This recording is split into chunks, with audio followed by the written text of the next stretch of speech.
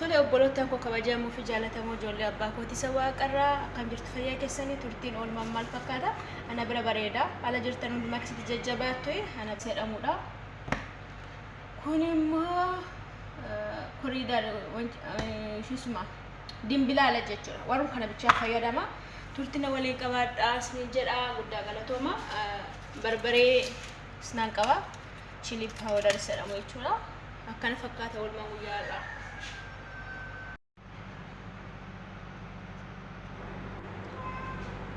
Tole obboloota koo amma eegaluu fanii isin jedha.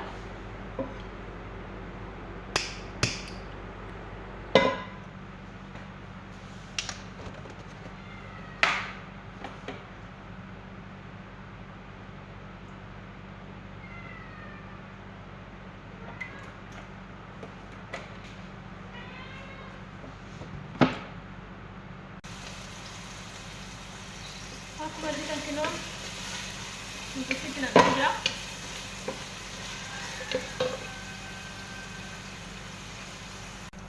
Kalau seperti kia bicara jera bolot tangko.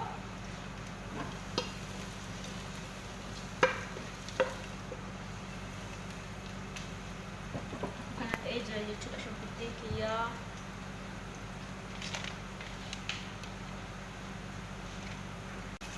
Timati kalau ada dah keturunan kita. Seperti bicara ya curah.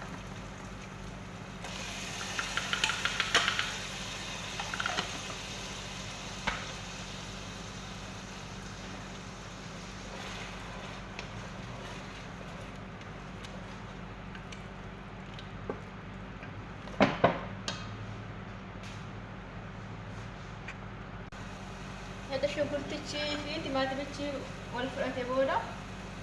Jara kana telaga jechuudha. Malee wagana uchi.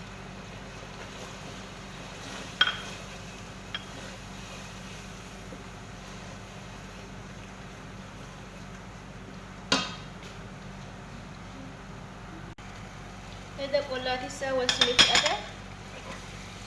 Akkanatti sini bareede boona. Kaameraa kooti gabaabadha kana bira distii sinitti agarsiisu kun akka sinitti agarsiisa okay. Gaafa simmoo sanaa bittan abshir heddani wal fudhatee booda diyaa ijaaraatti nadhaa jechuudha. Diyaa ijaara. Indaan Itoophiyaa jechuudha maal jennani kan biraa.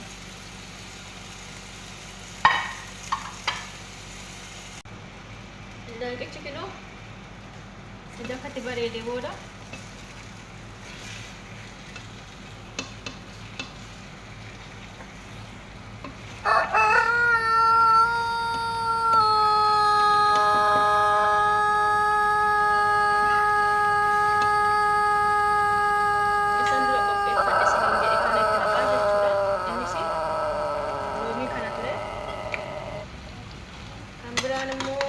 jara kana ture jechuudha.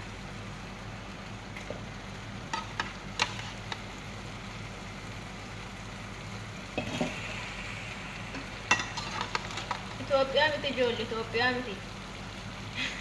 Indo goggoyina Itoophiyaatti dinnicha daanqotti nama jechuun dandeessu. Itoophiyaa miti. Ameerikaan jira Ameerikaa. Kanaaf asitti rakkoo hin qabu jechuudha. Walumatti dhuubuudha jechuudha. Naso vemos.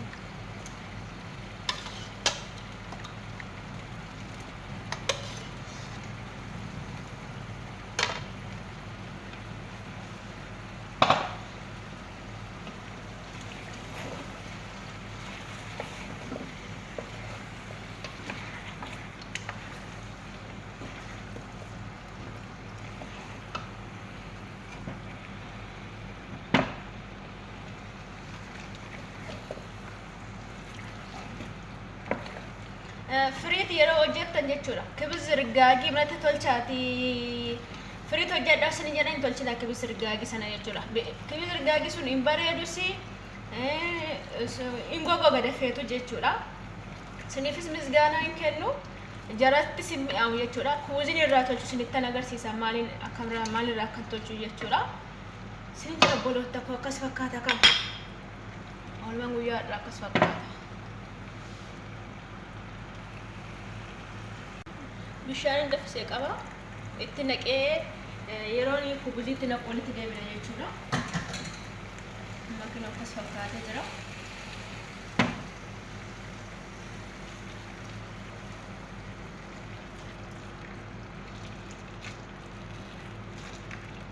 Keessaa ijoolleen beeruutu dhugaa warra biroo taaniif ishee goraa lakkii hojii galaa dandeessin hojjedhaati biyya keessan galaa.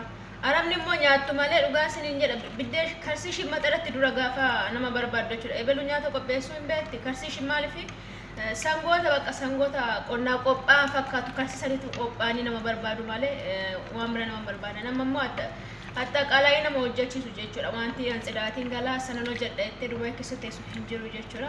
Oo dandeessa dhiibdee muluusaa waggaa tokkollee ta'u ji'a jaallee ta'u hojjetatta malee inni akka duratti maxaranii hojjetan afee jira. Qannee itti galee jira. Eenyu nyaanni jechaa jiru isaanii dhugaa isiniin jira. Hojii akkumtaa tan ta'aate hojii gala warri biroo ta'aa jirtanii warri dhufin uummata dhufu baatan das namadha. Biyyattiin kun ala eenyu nyaadhu namaan jetti sumuni tokko shilingii tokko dhaabbatanii namatti reegu kubbaayyaa tokko yoo cabsite shilingii birrii akkas irraa kutaa deemu jechuudha. Birrii amitti kalasii kaffalanii fooqii lama fooqii sadii hojjechiisanii nafsii keessatti mi'eessanii koolaanatti keessa baasu jechuudha. Kana manna ammoo biyya keenya keessatti hojiin hin jiru miti biyya keenya keessa hojiin hin jiru hojii tuffii malee jechuudha. Guddaa barbaadurra xiqqoodhaan hojjetan iddoo guddaa gahuu hin danda'ama jechuudha. Nuyi warras taa'u manna warra gulliitii biyya Itoophiyaa keessa taa'u waayee garaagarummaa nuti qabnu hedduudha jechuudha. Nuyi birrii baay'ee argachuu beekna malee waan baay'ee ittiin hojjechuu hin beeknu. Garuu isaan xiqqoodha waan baay'ee hojjechuu danda'u abdii qabu. Abdii kutatan jechuudha. Maaliif achumatti hojjetanii waan jijjiiraman waan beekoniif abdiin kutatan jechuudha. Achuma hojii isaanii hojjetatu jechuudha. Nuyi ammas gallee ammas biyya nama ammas gallee birrii ji'aan birrii 30 birrii 40 argannu ilaalle malee miidhaa isaan ilaalle jechuudha. Gallullee waan ittiin baru isaan laala biyya kiristaanii birrii xiqqoodhaan gaddaaf gammachuu hirmaatu hin heerumu hin fuudhu. Kanaaf ija keenya biyya namarraa kaafnee otoo biyya keenyattis hojjennee jijjiiramne hin jira. Warra dhufini otoo dhufuu baatan kan jedhu gorsaan maal inni naaf ta'u jettaan sinumaaf hanniisa jireenya biyya namaa jechuudha.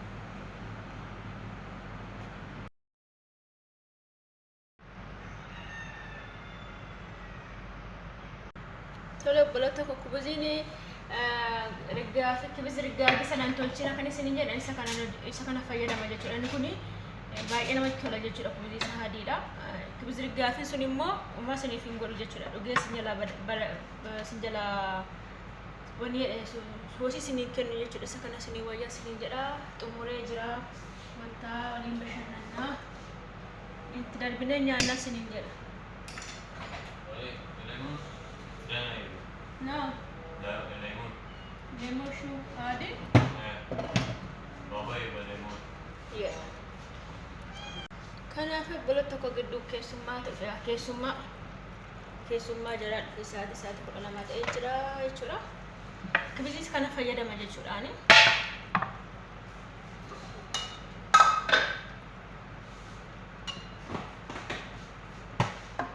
Koshirra kan nasu barbaadanii kilo sa'aatiin gahee jira siniin jira.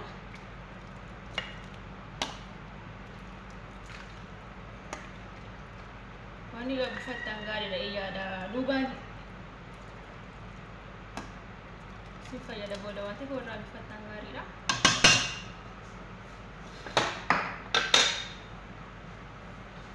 Egaa kubbuzii isa kana akkatti mummuruu si jechuudha.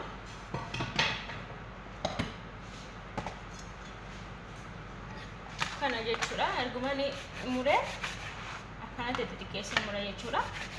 Guutummaa isaa muree isinitti agarsiisaa qo'a.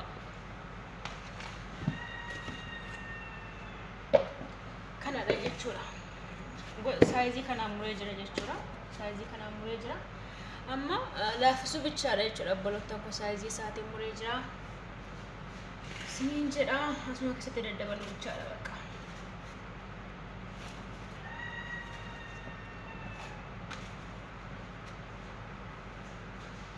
Sun qopheessatti marqaadhuma jedha bakka. Marqaama Itoophiyaa jedha bakka. Marqaa Itoophiyaa marqatanii beektu. Marqaa akkasitti marqamu. Ishiin kibizirgaafin ishiin matti hojjetan jechuudha. Muxut goota dhudhi soosii jechuudha. Wanta isiniin keessu saloona jechuudha. Kana isinii wayya kubbuzii kana yoo fayyadamtanii yookiin suuqidhaa bitanii yookiin immoo tolchitanii kubuzii adiidha. Tolchaa isaas garuu baay'ee ulfaatu. Yoo isaan maaltu isaanii dhiiga namaa xuxa jechuudha. Kun eelee isa lafarratti tolfama jechuudha. Eelee ishee lafa sanatti tolfama. Yoo dhiiga namaa xuxa inni elektiriikii waan ta'eef. Yoo barsiisuu baatanis gaariidha isiniin jedha buloota foon waliin turtii qabaadha. Kuni yoo tinannaxxan yoo saaloonatti nannaxxani badaa ibidda jalaa hin barbaadu jechuudha. Kanuma isuma kubuzii isaa bilchaataadha waan ta'eef mas hin barbaachisu. Kun immoo keessa baraasa jedhanii hin mi'eessa yoo tinannaxxan mara kun qabu isiniin jedha buloota.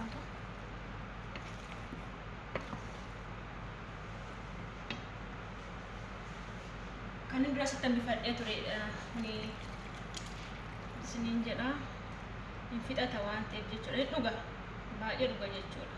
Nama bifachuu baattanii saaloona sirrii miti. Saaloonaan bifachuu qabdu. Bishaan biraatti dabalaan hin mi'aawu waan ta'eef jechuudha. Saaloona an bifadhee jira. Kana maal fan keessaa fuudhee beektu kan gubbaa oola waan ta'eef keessaa fuudhee jechuudha. Akka caccabneef keessatti keessaa fuudhee jira jechuudha. Gubbaa oola waan ta'eef gaafa gara saayiniitti naqu.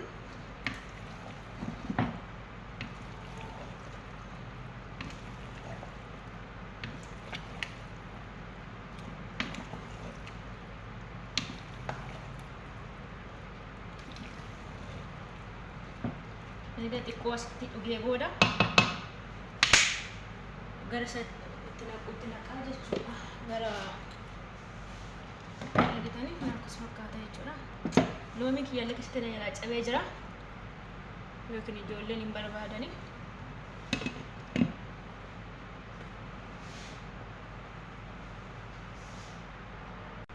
Tole amma gara saayinii yookiin abraara sadalittan dabarsa jechuudha.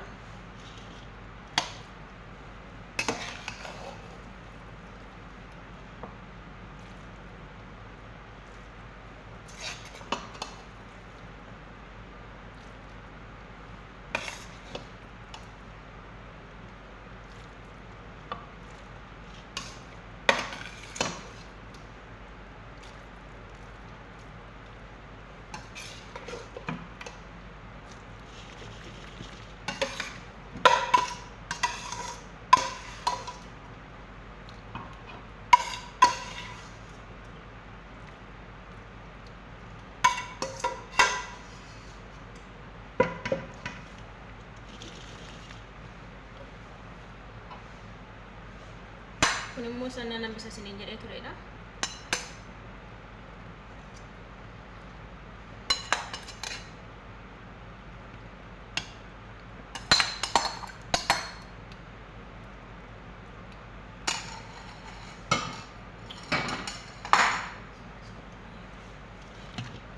Tole waganoቼ እንደዚህ ነው የሚመስለው እንደዚህ ማለት ነው።